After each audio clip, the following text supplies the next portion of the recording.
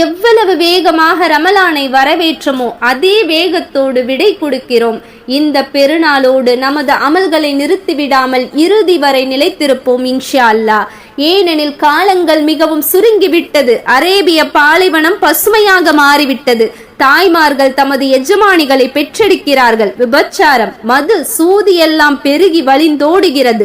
குழப்பங்கள் பெருகிவிட்டது. கொலைகள் சொல்ல தேவையில்லை.